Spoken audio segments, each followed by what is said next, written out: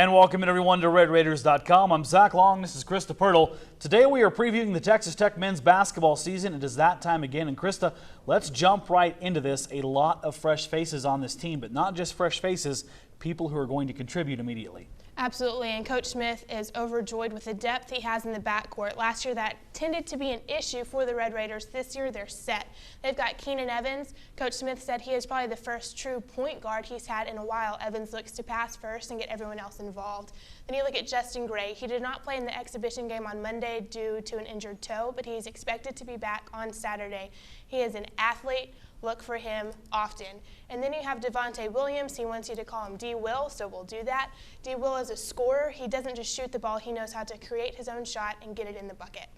I like when athletes demand what name you have to call them. Well, it's easier than Devontae. Yeah, and if you see how his name is spelled, it will scare you. It is the G and the N. It's a very difficult name, so if he wants to be called D-Will, I think we'll do that. Yeah. Krista, in the front court, the key word here is size. They've got that. They had, a 7-footer in Deion Kravitz last year, but they never really had a huge, demanding presence, you would say, in the paint. They've got that in Norrance Odiase. He is a big dude down low. He likes to score with his back to the basket. That's something that Tech really didn't have last year either. And then you look at Isaiah Manderson. He's 6 feet 10 inches tall. He is huge. He said if you measure his hair, he's 7'2", so whatever you want to do. He's kind of got the Fresh Prince thing going there, right? He rocks it, whatever. Yeah. He's great. He has range. He can hit the hook shot. He can shoot the mid-range jumper. He's fine. And then you have Zach Smith, who's more of a swing. He can be at the 3 or the 4. He's got a 45-inch vertical, which is Todrick Gocher's favorite part about him. And so he's going to be an athlete, and we'll see plenty of time. And obviously, head coach Tubby Smith a little excited about his new weapons. But from what I've seen so far, the guys are playing very unselfishly. They're playing together, and they like one another.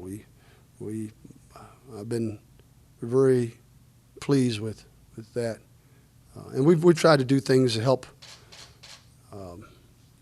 build, the family atmosphere, team camaraderie, and it's hopefully pay off. Now, Krista, we also don't want to take the focus away from some of the returning individuals on this team because there's some big pieces of this team's success dependent upon their veteran returners. Rob Turner is the key this year. He has come out with a demanding presence. He knows he is a starting point guard, and he knows that it's up to him to get all the new guys together to learn the plays and to orchestrate it just right.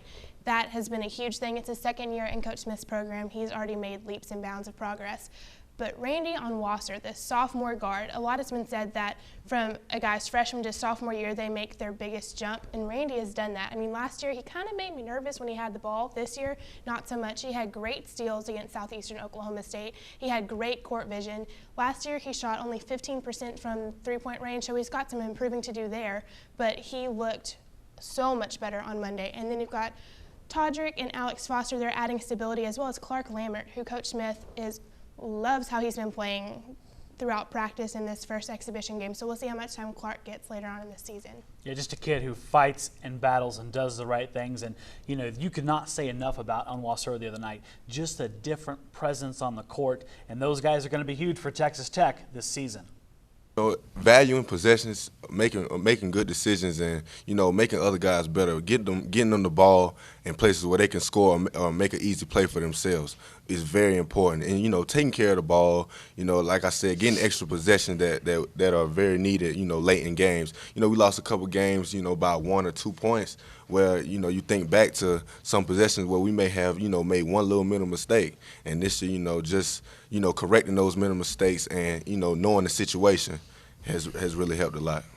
Krista, on to the schedule for this basketball team, and last year there was no mystery to it, a brutal non-conference schedule, but it made them tougher. How's the non-conference schedule looking this season? So much better than last season. Most of their games, except for a road trip at LSU, are all at home. So that's going to help this young, inexperienced team really get their feet wet and know what Coach Smith wants from them, and they won't have to really travel to a hostile environment. They can get that done at home. That's the non-con. The non-con looks fine. The Big 12, if you want to play Big 12 basketball, they're going to get it in the first week of play. They host Texas to open up conference play. They're favored to upset Kansas to win the conference title. We'll see if that ends up happening. And then they host West Virginia. They could possibly beat. They've got Jawan Staten, the Big 12 preseason player of the year at point guard. He's great. He can score. We'll see how they match up there. But then Tech's got to go to Kansas. Allen Fieldhouse. Yeah, so it's going to be boom, boom, boom. Let's see how the boys do after a non-con schedule. Now, the good thing about that, though, you're going to know where you're at. You play those marquee opponents, and you also, the beauty of a round-robin schedule is you get to see them again. There's not going to be a ton of mystery as to how good Tech is early, but you're also going to find out about their character when you got to play teams like Texas, because, man, right now, what we saw some of the Sports Illustrated covers come out this week, people are smoking the Texas real hardcore right now. Are you buying in on that as much? Do you think they take out Bill Self and the Jayhawks? I don't know. I like Texas. They return I know. everybody. It They've pains us got to Miles say that. Turner. Oh, I like him, but I don't know. Bill Self is a great coach, and I think he could go for 11. And trust me, it pains us to sit there and give Texas that much credit. But Rick Barnes, hey, how many times has that guy been on the hot seat?